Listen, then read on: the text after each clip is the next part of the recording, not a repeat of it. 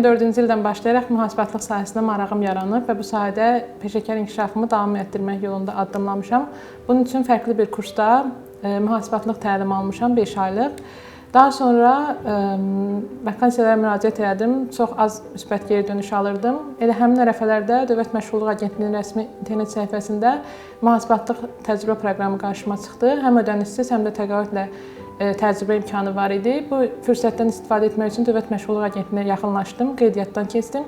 Daha sonra məni kursa yönləndirdilər. Həmin kursda imtahanda və müsahibə mərhələsində iştirak etdim. Maliyyə çotu və vergi çotu üzrə 3 aylıq təlim aldım. Mühasibatlıq təcrübə proqramını bitirəndən bir həftə sonra müraciət etdiyim vakansiyalardan birində müsahibə dəvət aldım və müsahibədən uğurla keçdim, işə başladım. Hal-hazırda Kafkasus Motors Baku MMC-də baş mühasib köməkçisi olaraq fəaliyyət göstərirəm. Düşünürəm ki, bir çox gənclərimizdə bu problem var ki, bakalavr ixtisası öz seçimləri yox, ailəsinin və yaxud da ətrafından təsirindən olur. Mən də həmin gənclərdən biri idim. Mənim bakalavr ixtisasımı müəllimlərim və ailəm məsləhətləşib seçmişdi. Lakin mən o ixtisasda xoşbəxt idim və o ixtisasda davam etməyi düşünmürdüm.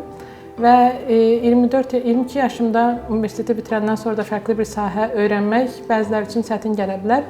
Mənim üçün sevmədiyim bir işdə ömür boyu işləməkdənsə, sevdiyim bir işdə bir ildə vaxt itirmək, yəni bir il onu öyrənmək, buna vaxt itkisi kimi baxmıram bu arada. Özümüzə inansaq və istəklərimizin arxasınca getsək, biz hər şey eləyə bilərik. Eyni zamanda gələcək planlarım arasında peşəkar mühasib sertifikatı və digər sertifikatları əldə etmək var.